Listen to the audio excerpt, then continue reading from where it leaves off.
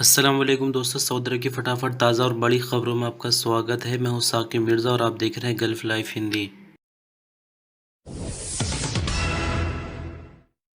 Saudi engineering council ने profession के कानून के वायलेशन पर 1000 लोगों को हिरासत में लिया है, जबकि 30 से ज़्यादा लोगों के खिलाफ कानूनी कार्रवाई भी की है।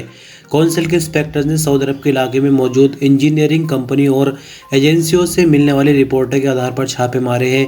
सऊदी इंजीनियर्स काउंसिल का कहना है कि चेकिंग मुहिम का बड़ा फायदा यह होगा कि इंजीनियरिंग के प्रोफेशन में जो वायलेशन हो रहे हैं वो लिमिटेड हो जाएंगे।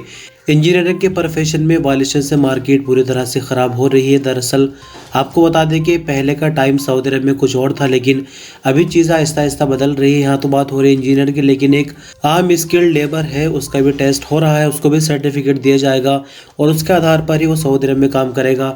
सेम ऐसा पहले इंजीनियर्स के साथ हो चुका है, यानी इंजीनियरिंग काउंसिल जो कि सऊदी अरब में बनाई गई है, वहाँ से पहले सर्टिफिकेट लेना होगा इस चीज़ का कि आप सऊदी अरब में इंजीनियरिंग पर काम करने के लिए एलिजिबल हो या नहीं। उसके बाद ही सऊदी अरब में काम करने की इजाज़त होगी। कोई भी कंपनी बाईपास करके, यानी काउंसिल से बाईपास करके अपनी कंपनी में एज ए इंजीनियर काम पर नहीं रख सकती। अगर ऐसे कोई गैर कानूनी तरीके से, यानी इंजीनियर तो कहने के लिए है, काउंसिल में रजिस्टर्ड नहीं है, तो ऐसे में अगर वो पकड़ा जाता है चेकिंग के दौरान तो फिर कानूनी कार्रवाई होगी, या हो सकता है कि उसको अपने देश वापस भी भेज दिया जाए। सऊदी पब्लिक ट्रांसपोर्ट अथॉरिटी ने कहा कि लोडिंग ट्रक्स के लिए स्पेशल नंबर प्लेट ही इस्तेमाल की जाए। सादा नंबर प्लेट इस्तेमाल करना कानून के खिलाफ है। अथॉरिटी की तरफ से कमर्शियल लोडिंग का काम करने वाले ट्रकों के लिए पीले रंग की नंबर प्लेट रिजर्व की गई है। पब्लिक ट्रांसपोर्ट अथॉरिटी का कहना है कि सामान के ट्रांसपोर्टेशन के लिए ट्रांसपोर्ट के नियमों पर अमल किया जाए। अथॉरिटी का आगे कहना है कि सादा नंबर प्लेट वाली लोडिंग गाड़ियों से सामान ट्रांसपोर्ट करने की सूरत में कार्रवाई हो सकती है। अथॉरिटी ने ट्रक ड्राइवरों से कहा कि वो नियमों पर अमल करें। इस बारे में ट्रांसपोर्ट अथॉरिटी की तरफ से एक वीडियो क्लिप भी जारी किया गया है। अथॉरिटी ने उन लोगों को मशवरा दिया है जो सामान के ट्रांसपोर्ट का काम करते हैं, पहली फुर्सत में पीले रंग वाली नंबर प्लेट लोडिंग ट्रक्स के लिए हासिल करें। आपकी जानकारी के लिए बता दें कि सऊदी ट्रांसपोर्ट अथॉरिटी की तरफ से कमर्शियल नंबर प्लेट कई तरह की होती है, जिनमें लोडिंग गाड़ियां और प्राइवेट लोडिंग गाड़ियों के अलावा टैक्सी सर्विस और प्राइवेट कारों के लिए नंबर प्लेट्स को अलग अलग तरह के रंगों के जरिए शो किया जाता है। ओमिक्रॉन का असर दुनिया भर के साथ सऊदी अरब में पड़ रहा है और यहाँ नियमों में सख्ती दोबारा से की जानी शुरू हो गई है। सऊदी अरब की बल्दिया का कहना है कि शादी हॉल्स में कोरोना के हवाले से नियमों पर अमल न करने पर चालान का सिलसिला लगातार जारी है। बल्दिया का इस हवाले से कहना है कि कोरोना वायरस से बचाव के लिए एसओपीज में सबसे अहम वर्करों को, यानी जो शादी हॉल के वर्कर हैं, उनका मास्क इस्तेमाल करना शामिल है। सभी शादी हॉल्स को लिखित रूप में हिदायत जारी की गई है, जिनमें उन्हें कहा गया है कि एसओपीज का खास ख्याल रखा जाए। एसओपीज पर अमल न करने की सूरत में चालान कर दिया जाएगा।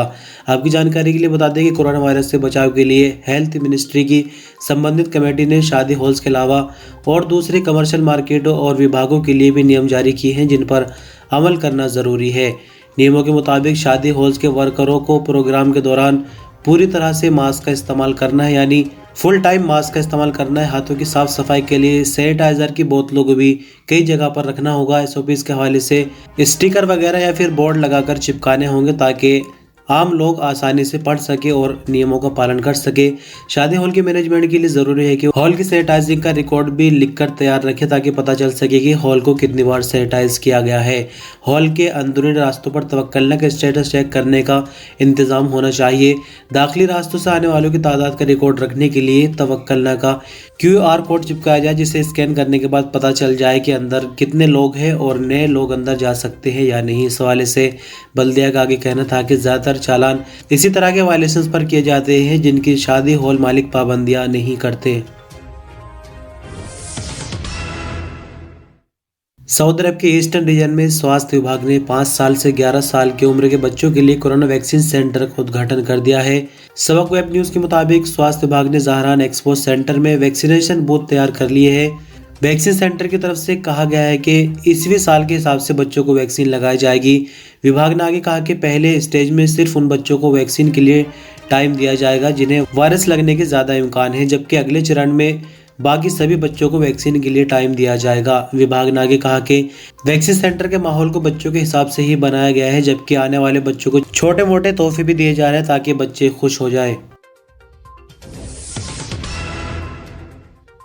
सऊदी अरब में कोविड-19 के नए मामले लगातार बढ़ रहे हैं और हर दिन यानी पिछले दिन से ज़्यादा ही रिपोर्ट निकल रही है। हम बीते शाम की बात करेंगे तो 252 नए मामले रिकॉर्ड पर आए हैं। नई रिकवरी 109 है, 2 नई मौत की खबर है। टोटल एक्टिव मामलों में से क्रिटिकल मामले 30 है, जो कि हालत नाजुक की वजह से आईसीयू में है। वैक्सीन की डोजेज 4,86,22,876 हो जाती है।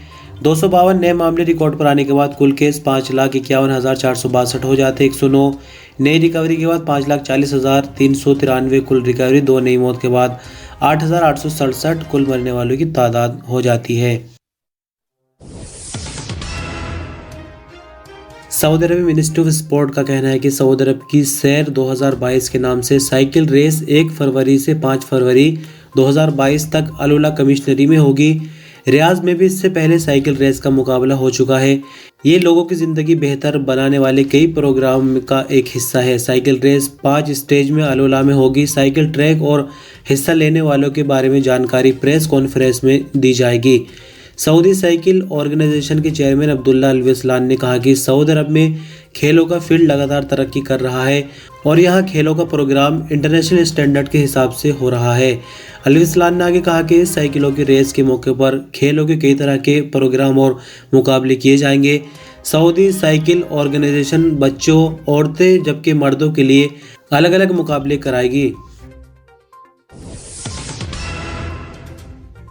अरब ज्वाइंट फोर्स का कहना है कि यमन में मारब, अल-जौफ और पश्चिमी समुद्र तट पर हूसियों के ठिकानों पर किए गए हमलों में सैकड़ों हूसी मारे गए हैं। अरब ज्वाइंट फोर्स के स्पोकमैन ने बताया कि बीते 24 घंटों के दौरान ही अरब ज्वाइंट फोर्स ने 37 हमले किए हैं। इनमें से 33 हमले मारब और अल-जौफ में हूसियों के ठिकानों पर किए गए, जिनमें 25 मिलिट्री गाड़ियाँ और हवाई सिस्टम को नाकाम किया गया, जबकि 280 से ज़्यादा हूसी भी मारे गए।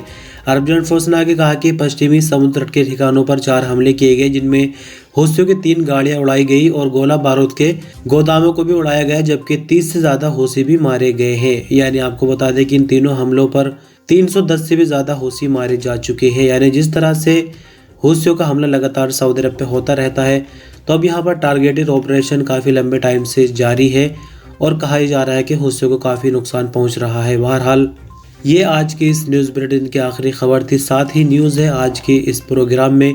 कभी कभी होता यह है कि न्यूज़ इतनी नहीं आती कि आप वीडियो ही पूरी कर लो, या कभी ऐसा होता है कि बहुत ज़्यादा न्यूज़ आ जाती है तो फिर उसमें छांटना पड़ता है कि इसमें कौन सी ज़्यादा इम्पोर्टेंट है। बहरहाल बहुत शुक्रिया, वीडियो तो बनाकर आपके पास भेजनी ही थी। अपना ख्याल रखिएगा। अल्लाह हाफिज़।